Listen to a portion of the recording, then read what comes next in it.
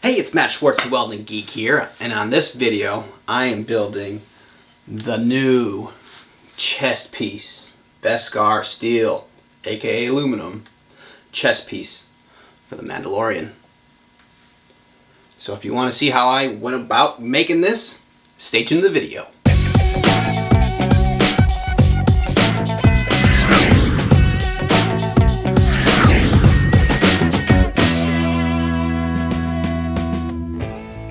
Okay, first thing we're going to start off with is my templates here that I've drawn up in AutoCAD and am going to be pasting onto my 080-3003 aluminum sheet. I'm using high strength 90 spray adhesive and squeeging out all the air. Just going to glue everything down onto the sheet of metal here.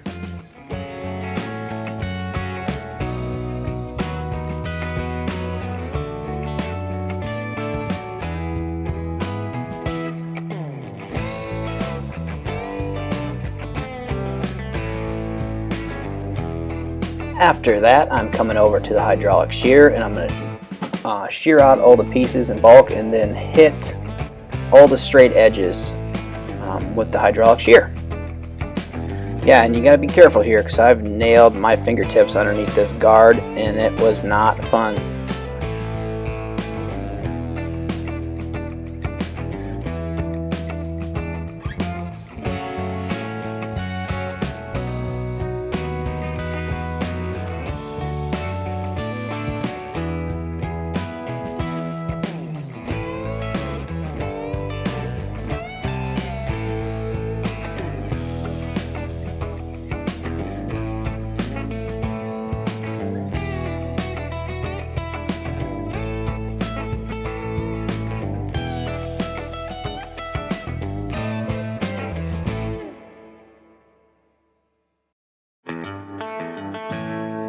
Alright, now that I've got all my straights sheared, I'm going to use my center punch tool made by Starrett and center punch out all my crosshairs that I've drawn in my templates to do my circles, or to shear out my circles. Now I'm coming over here to the turret punch and going to hit all those, all my inside radiuses, outside radiuses, anything that will make it easy for me to make my cuts on the bandsaw. I'm also here putting in on my 3/16 holes for my mounting pins, or my PEM studs. Alright, now I'm at the bandsaw here and I'm just going to clear out the rest of the excess material on the bandsaw. Trying to make it straight and clean as cut as possible, just to make my life easier when it comes to the finishing process.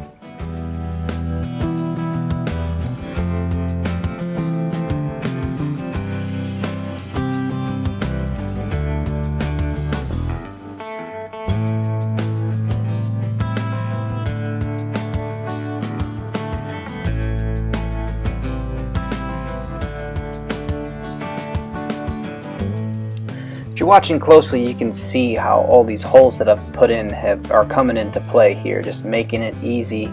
Instead of trying to cut around a tight corner, punching out those radiuses just makes life a lot easier when it comes to cutting on the bandsaw.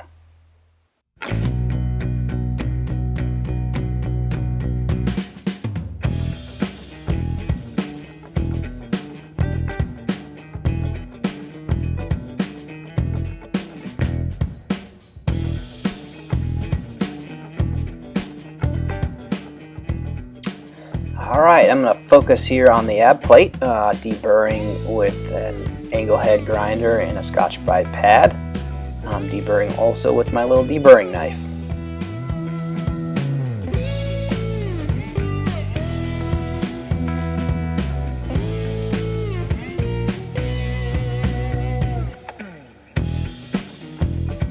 Time to put the bends in the ab plate here.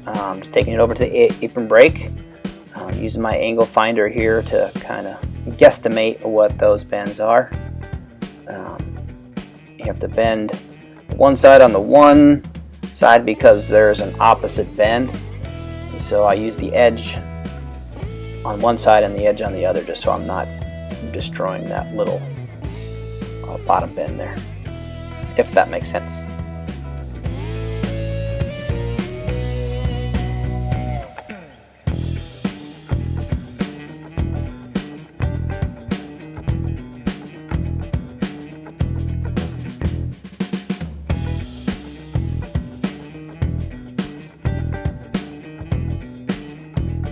Alright, I got my bends matching up nice and tidy here. That's what it's going to look like. It fits the body pretty well, so that's what I'm going to go with.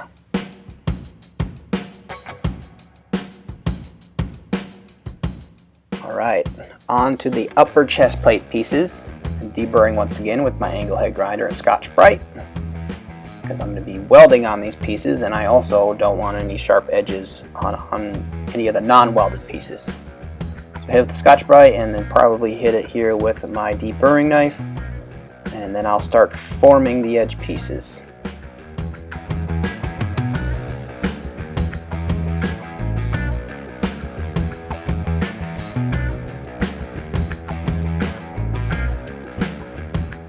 I went ahead and put the kicks and the side pieces over at the apron break already, since I already showed you the process on the ab plate. But now I need to put the radius on the one edge piece here to make it form fit to the upper ab piece. Moving back to the ab plate now, I made a little filler panel to increase the width of that ab piece here. I'm going to tack this into place and weld it on. My weld setup here is a 2% thoriated tungsten, ground to a point. I know a lot of aluminum welders will disagree with me. That's how I do it. I grind mine to a point. I'm using 4043 rod and a gas lens with a number 7 cup. Alright, before I can weld on the ab plate to the backer plate, I need to put my PEM studs in, because some of them get covered up. So I'm just going to go ahead and put those in right now before I weld on my ab plate. I also need to dress off this weld to make it nice and smooth and make it look like one piece before I weld it onto my backer plate here. So that's what I'm doing. Got my angle head again, Scotch-Brite, my little Dynabrade tool here, and I'm just going to smooth this out, try to make it look like one piece.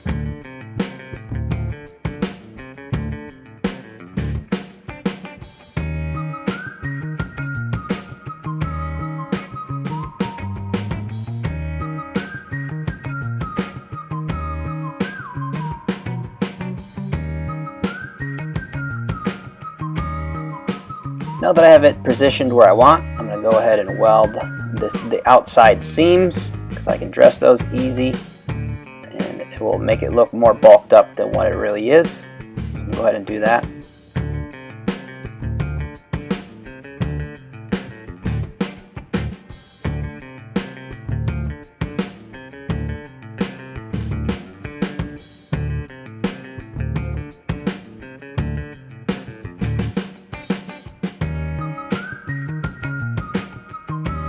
You notice here in a second, I'm going to go ahead and do a second pass over the weld right here, and I'm just smoothing out the weld puddles just to make it easier to dress. Alright, after getting all that stuff welded, I was not happy with how long my edges were, so I made some filler panels that I'm going to go ahead and weld on here. I'm going to add about 1 inch at the bottom to make it look nicer and more like the actual piece. And never mind all the yahoos in the background, those are all my fantastic co-workers. A bunch of awesome guys. Alright, so what I'm doing here is I'm clamping the ab plate directly down on the table along with the patch panel, just to make sure the planes are on even surface. I'm going to go ahead and weld them down clamped so it's nice and straight, and so the welds don't pull it too drastically.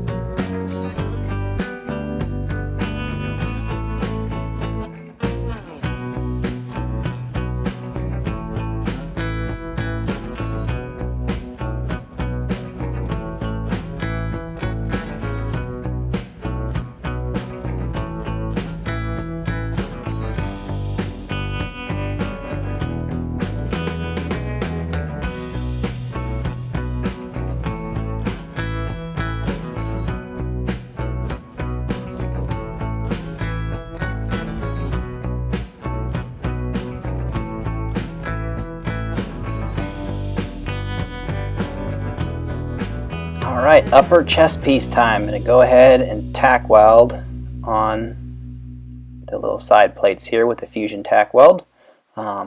Since it's 3003 aluminum, it's a lot easier to tack weld without rod.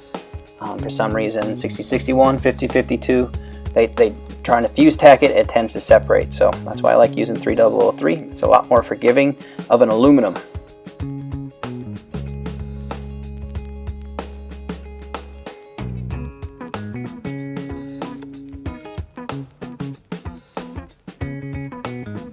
Alright, I'm going to go ahead and get this welded up here using the same rod, 4043, same tungsten, 2% thoriated, the whole same setup. I'm running about 150 amps, 160 amps, and just doing my step weld method. I'll weld this inside and outside.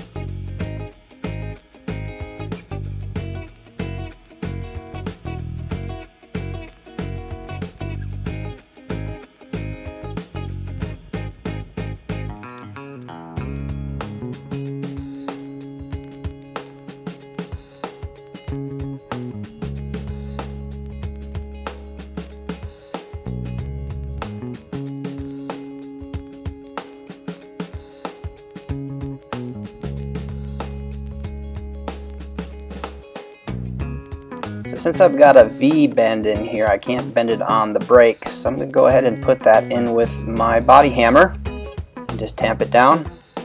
It came up pretty nice. Tamping it over a nice sharp edge on that table. Got to make the center chest diamond tool now, and that's what this is. I don't want to show you all the same process over again, so just like that, boom, it's done. Just cut out, sheared out all the pieces like I just showed you. So I'm going to go ahead and show you how I went about building this tool and what it's for here in the future. So instead of trying to make this out of a couple thick plates, I just went ahead and cut and sheared a bunch of thinner plates and just stacked them up to get the spacing and everything I needed. It's about 1/4 to 3/16 inch deep. Just going to tack these together. And the shape and all that stuff will make more sense here in a second when I show you how this is going to work.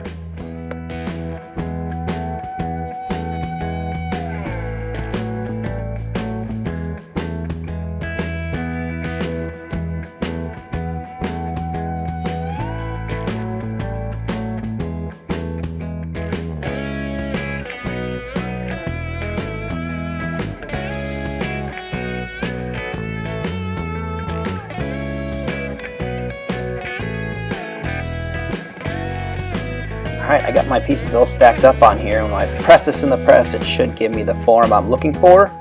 Hopefully, crossing my fingers, crossing both my fingers, hoping this works. So let's go over to the press here, press it down, and it worked really well. I'm really happy. First shot. So yeah, I'm pretty stoked about that.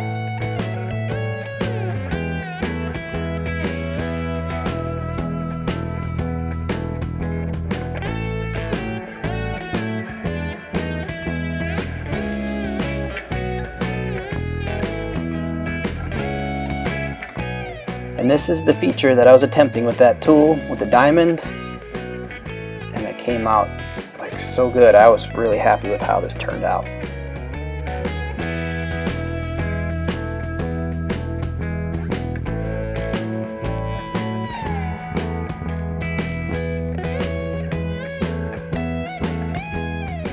Alright, so before I get welding the top plates onto this backer plate, I am going to go ahead and put in my mounting studs. The 1032 PEM stud is my stud of choice.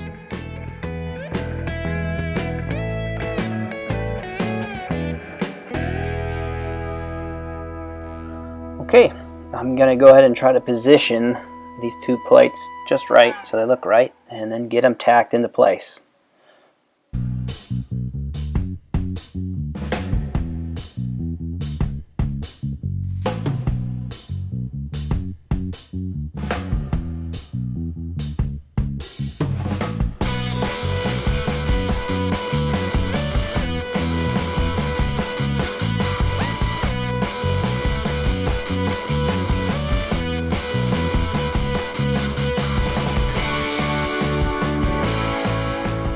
Okay, so I'm just going to tack these plates on. I'm not going to 100% weld them because I don't want it to distort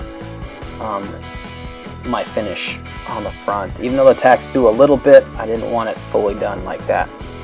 So that's why I only tack weld it. Alright, the long process of metal finishing. I'm going to go ahead and grind off all my fancy welds here. Same process, angle head grinder, 80 grit sandpaper, or sanding disc, and then the Scotch-Brite, and then the hand sanding. This is a long process, but it's got to be done if you want it to look pretty. So this is what I'm doing here.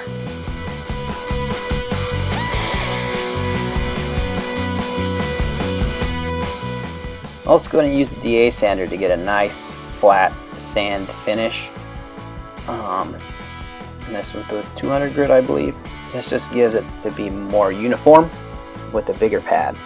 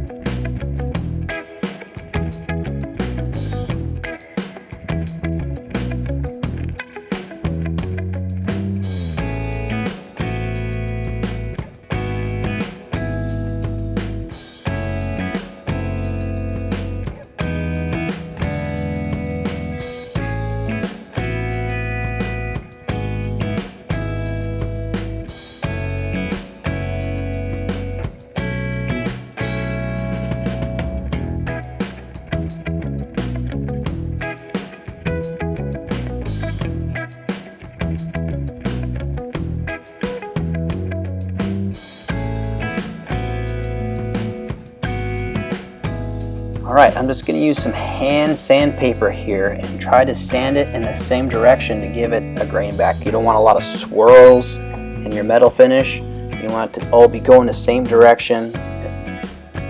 It'll make it look the cleanest.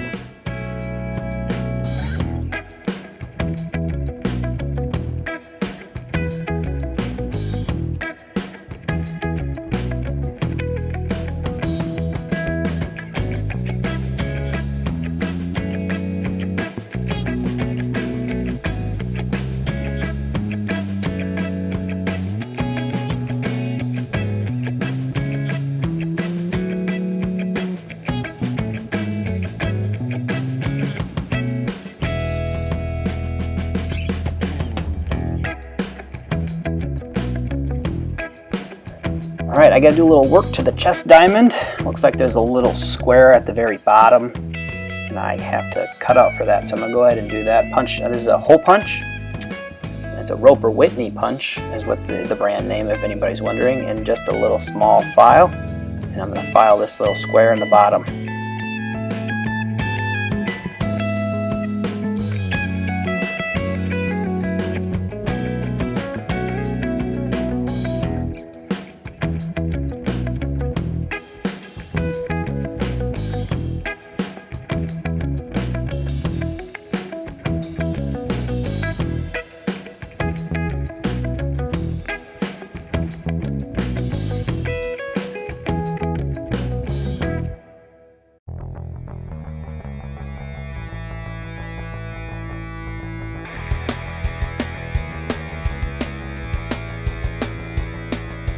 Went ahead and got my little rectangular section made for the chest diamond, just out of some 1/8 inch material. I'm going to go ahead and clamp this down and tack weld it from the back side. And then I'm going to make a little filler piece to go in that little square.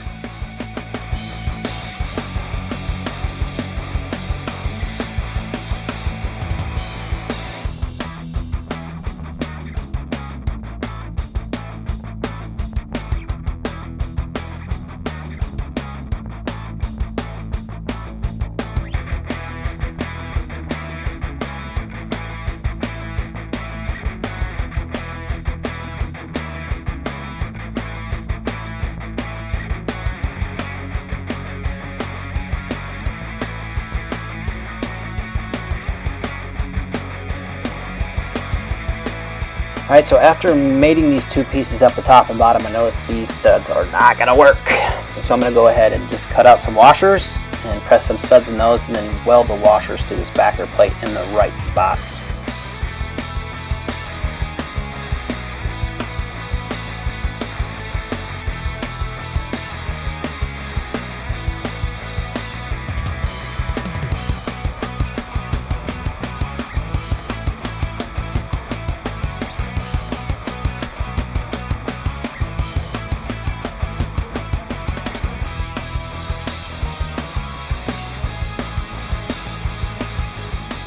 Alright, going to go ahead and make some final little cleanups here, and that should be it for the fabrication process. I'm going to go ahead and take this over to our sandblast and use some glass bead and sandblast that matte gray finish into it that gives it that just perfect sheeny but yet not mirror polished finish.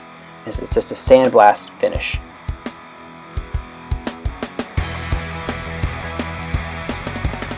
I didn't get it on video, but you could see that little filler panel piece there in the chest diamond. And that's what I'm talking about, that little square that's just indented in there.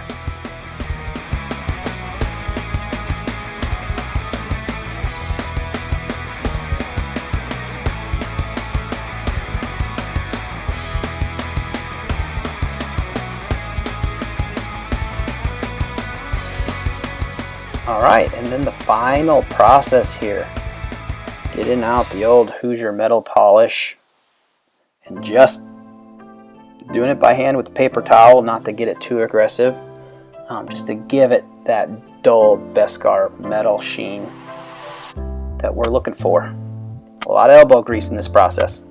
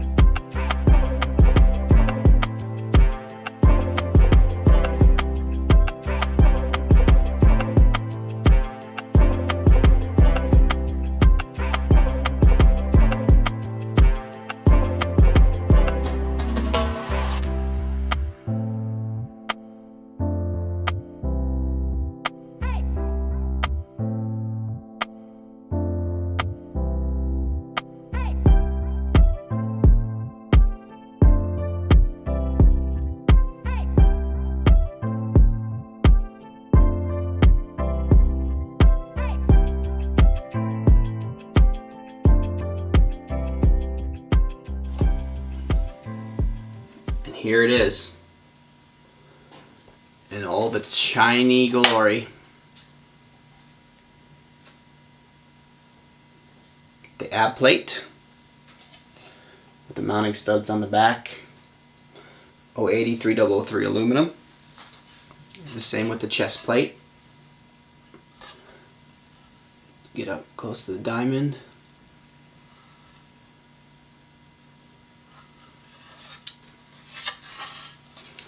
yeah, what a fun build that was. I hope you guys enjoyed this video. Holy cow, on the last video, that thing kind of blew up for me. That's the best video I've had. Thank you guys so much for taking the time to watch it. Thanks for all the comments and the questions. I actually plan on doing a question and answer video instead of trying to answer all the questions. But yeah, we got monetized, guys. So what that means is I'm going to be giving away a custom Mandalorian helmet. So be looking forward to that video. Right now I am looking for making the shoulder bells, so that's going to be the next video, and I plan on making the whole kit. So if you want to see me build through this whole entire Mandalorian costume, subscribe to my channel, comment with your questions, like the videos, and yep, my name is Matt Schwartz and I am the Welding Geek. Thanks again, guys.